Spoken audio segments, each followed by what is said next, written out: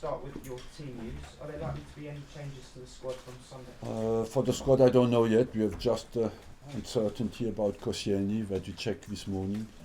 Everybody else, I will know a bit more after training, because yesterday was a recovery day dedicated to recovery, and we were not have not trained a lot. So today we know much more. What's the issue with Koscielny? Flu. Matteo Debuchy due to return to training soon. How big a boost is that? He's not in full training yet.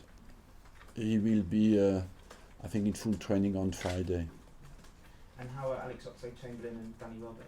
They are progressing well, but they will not be available for tomorrow. And finally from me, it's Sunderland tomorrow. What are you expecting from them?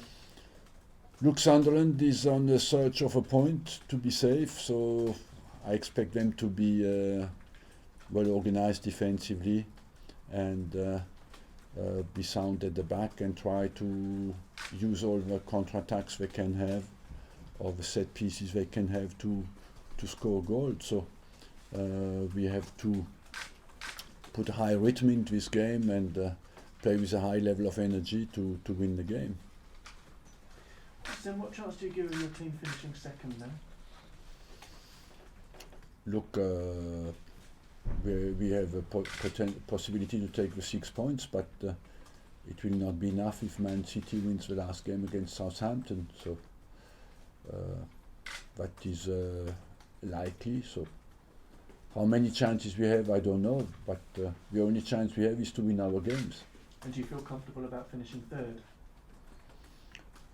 It depends what you call comfortable. You know, we would like to finish first, but at the moment that is mathematically impossible, so you want to do as well as you can. There's been some talk this week about potential changes to FFP rules. How do you see them affecting Arsenal if they were to be relaxed? It will not affect us at all, because we always spend the money we have.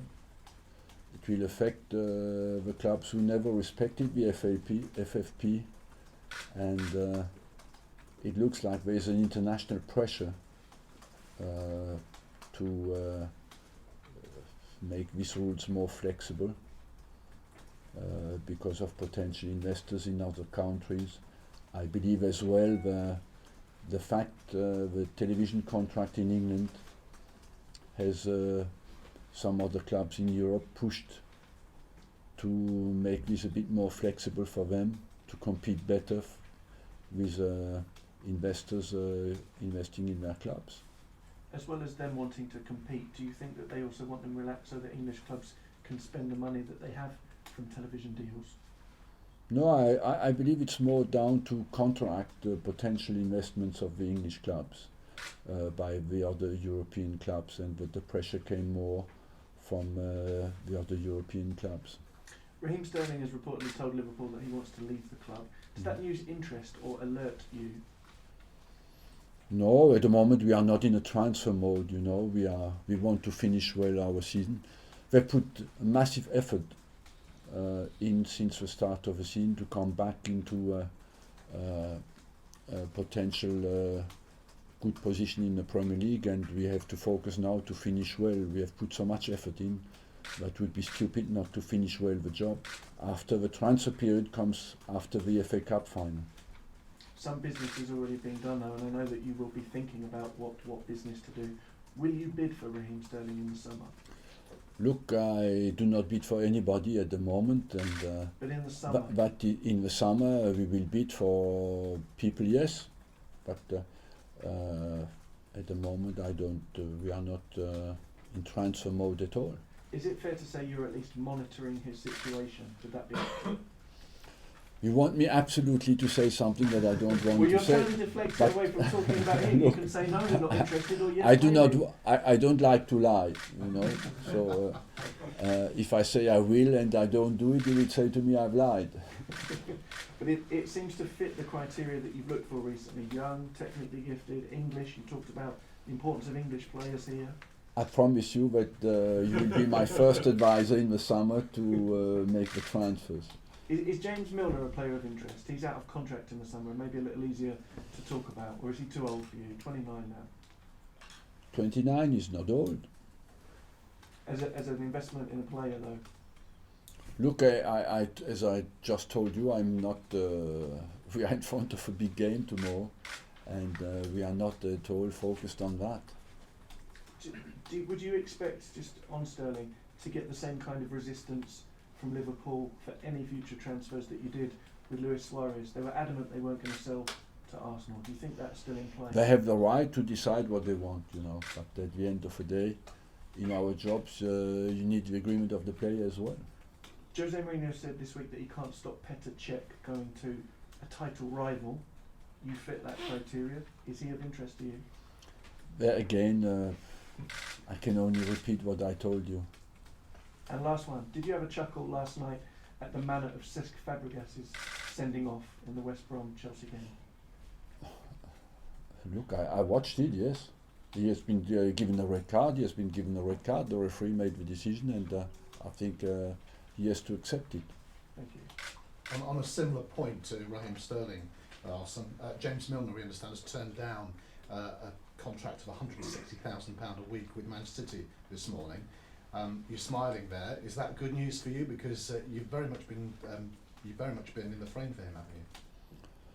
Look, again, it's not especially a department where we have a big squad at the moment, and it's not especially we do not need a number of players or contract talks at the moment. They are not in my mind at all. What I want is to finish well the season, and after I'll make my decisions after. Okay. What's been the difference in Sunderland when they were under Gus Poyet to what they're now under Dick Advocat, do you think? Look, Sunderland, for a few years now, they struggle until 5-6 games before the end, and then I think first Di Canio saved them, after Gus Poyet saved them, and now Dick Advocat saved them. So always they just find the final resources to get out of relegation. Dick Advocat has used his vast experience to give them confidence again, and to get them to play. And I think as well, the players certainly question themselves and respond always with a few games to go. Do you think they will survive? Yes. Who do you think will go down? I don't know. You know. What's your gut feeling? I don't know. It depends now on the last game, and I wouldn't like to bring any bad luck to everybody. And I know that is such a disaster to go out of a Premier League, where I wouldn't like to put even more pressure on a team who is fighting to survive. What did you finally, from me, make of Jose Mourinho's comments that his team lost against West Brom because the other title contenders had allowed them to win the title earlier than expected? I don't listen to what people say. Even Jose Mourinho? Especially? Yes, exactly.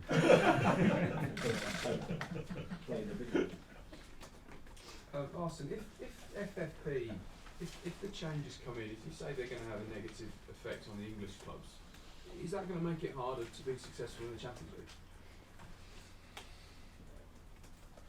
I don't know. Hard or easier, I don't know, because some clubs like Real Madrid or Barcelona, they had anyway the resources to compete at the top level and have more resources than we have. So what it could add could make it easier as well, because we have more competitors to win it, and it might be more open. Do you think FFP works as it stands? No, it never worked. So how does it need to change? It never worked completely. It restricted. It had a positive influence on some aspects of our job, but it never was completely in place, yet.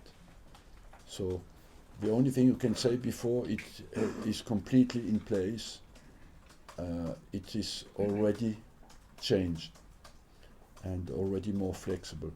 But UEFA has not anymore the same power when they had of FIFA 10 or 15 years ago on the legal side of it. And everything can be challenged by the European Court, and that makes it today much more difficult for UEFA to have rigid rules applied, because it's always in contradiction with freedom of investment regulated by the European rules. So how can they tighten it up? It's not easy, because there are very intelligent people who work for a few years now on that problem at UEFA, and every time they find they have to. At the start, to me, it looked very logical, very easy, and very easy to apply as well. But when they wanted to push it in, you see, it was more difficult. Then they took, for example, the investment in the youth system out of the FFP, and then of course what did it create? Huge amount of money in the youth system, and the wages came up in the youth system and made it more difficult as well. Just looking on the pitch, you've named the same starting lineup for the last 6 league games. You've never done that before in the whole time you've been here. What does that say about? That means I'm flexible as well. But what does that say about the continuity in the team and what you're seeing from them at the moment? But we had positive games and positive results, and there is no need to change. And I believe it's we have a stability at the moment that brings us as well good cohesion in the team, and that is vital when you go in the final part of the season. But I always change players, you know. I can change 1 or 2, but never 6 or 7. Do you expect with Sunderland tomorrow a similar game to the Swansea game? Look, yes, but for me the Swansea game was an accident, because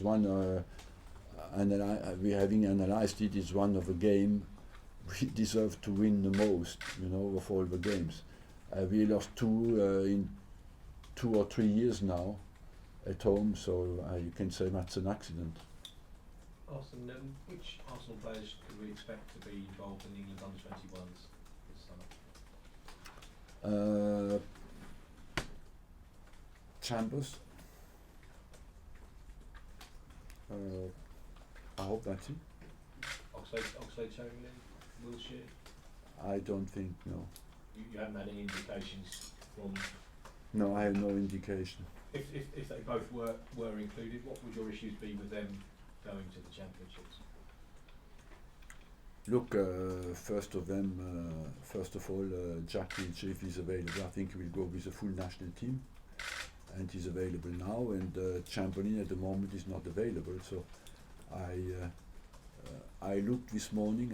Since January, Chamberlain has played 1 game, so for him the problem is to be fit first now. Do you think that might be a struggle for the FA Cup final? Are you any more closer to knowing? I don't know yet. Let's see how they all recover until next week. Is that going to be the same for Danny Welbeck? He seems to have gone As well, Danny Welbeck is not available yet, you know. Sorry, I mean more towards the FA Cup final, or is that it for the season? Yeah? I don't know. Honestly, I don't know. He's not completely free. He's not in full training, and they have all to get fit very quickly now, because it's not a long time to go. Can you understand why Gareth Southgate would want all of the best young English players? Of course. Available?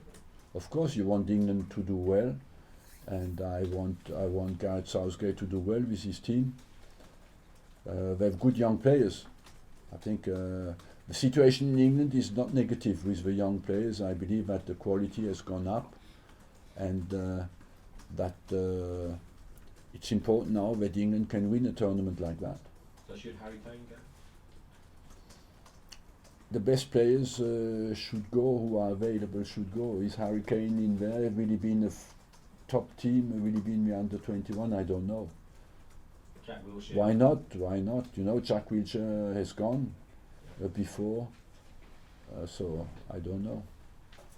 Arsene, does it surprise you that there's reports saying that whatever happens, Dick Advocaat will leave Sunderland, but if he keeps them up, and when he first went in there, everyone thought Sunderland would be going down. If he keeps them up, would it not surprise you if he didn't stay there? Maybe because he doesn't want to extend the contract, and he said, "Look, I help you for a short term, and I don't want after to continue." But I can understand that, yes. But when you arrive at a club and you develop that relationship with the players, does it not change? Yeah, the normally manager? you want, but you want to continue, but you have to respect his desire as well. You know, he has given a lot, Dick Advocaat, in our job, and he's been in this job for a long time, and maybe he has the right as well to say no when I want. And in terms of confidence, what would it mean for you going into the cup final to get 2 home wins before that, in terms of keeping the team spirit It's high? very important for us, of course, to go in a winning mode with a good confidence level. These games are under huge pressure. You know, it's important that you have a good level of confidence.